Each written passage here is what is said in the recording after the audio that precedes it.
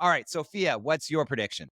So hear me out. So the care system, the caregiver system, home health and home care, we can define them separately, but at another time, it's going to face an unprecedented strain, particularly because the boomer generation is continuing to age, what we're calling the silver tsunami.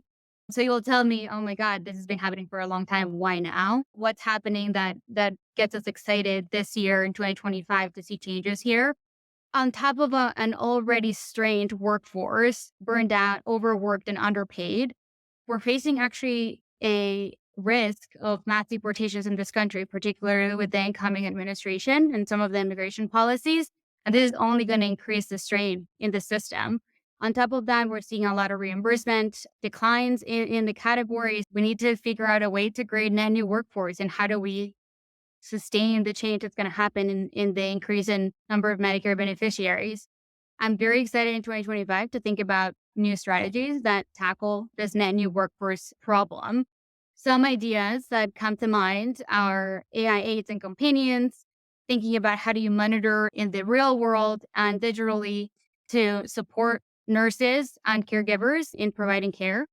Business in a box and entrepreneurship. So supporting clinician or caregiver entrepreneurs to start their own business to get more people into this industry. And how do we increase new payment programs that can get better payment for the folks doing this?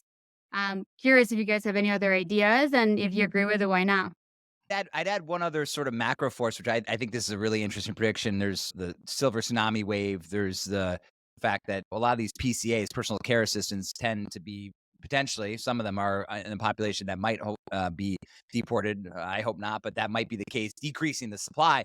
I'd say the other thing that's a market force is just innovation. Frankly, we have the silver tsunami is now people are used to using digital devices that actually have an iPhone, are more familiar with wearables. And that wasn't the case before. Like we've always thought this, our collective Bessemer investment team, have always healthcare team have thought that gosh, this population, what a great use for technology to remotely monitor these folks, as you said, to have AI assistants. 10 years ago, my dad, who's 90, was just learning how to use text, right?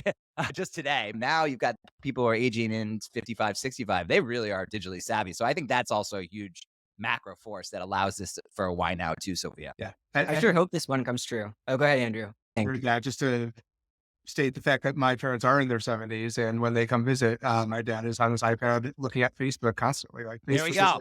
new productive channel for going after seniors from a direct consumer standpoint and getting engagement around them. They're the fastest growing demographic in some of these social media channels. I can totally see the shift in comfort with technology having an impact on the why now. And I also agree with first point around the transition of the evolution in technology for AI having a potential impact to have a really robust and high quality experience for those types of AI agents that wasn't possible 2 years ago. And so I think that may be an enabler that allows us to finally tackle some of the challenges in this space.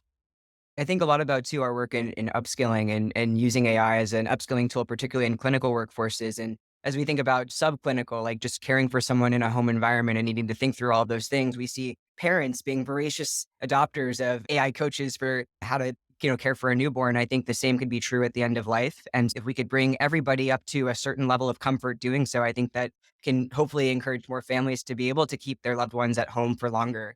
And then I think the other thing that's an interesting trend here, Sophia, is just the increase in technologies we have for monitoring folks across modalities. And I Yeah. think we'll talk about this a little bit later, but you never felt good leaving your parent at home if you're just getting a simple heart rate and maybe an occasional EKG. But if you actually had computer vision to let you know, as we're seeing with many systems, that they've fallen or that they might need something or they're under duress, I think we can deploy the technology to give people that extra level of comfort, again, that they already have in many other areas of your life. I think, Andrew, as you showed me that when your kids go to school, you could even check in and see what's going on. So we should certainly have this for our older adults. In a world where you consider, if you think about a PCA, even at the end of life, right?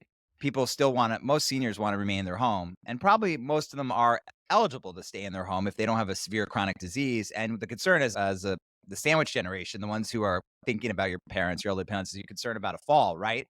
But half the time that staying at home is probably in sleeping hours, or maybe a third of the time.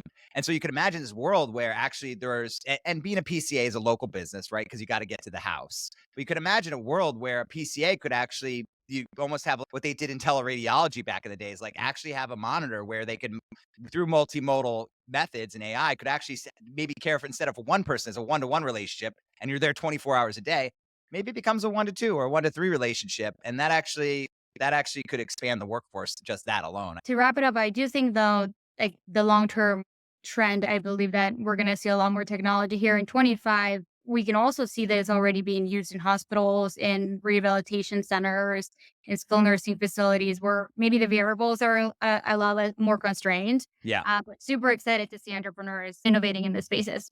That's a really great point, because we've seen across a lot of different technology and solutions, what starts in the inpatient, in the acute care center, moves down the spectrum. So I do think some of the things that are used in hospitals, while there are more constraints, you say, Sophia, should move into the home. So let's hope. We all need it for our parents, and eventually I'm probably the nearest, maybe me.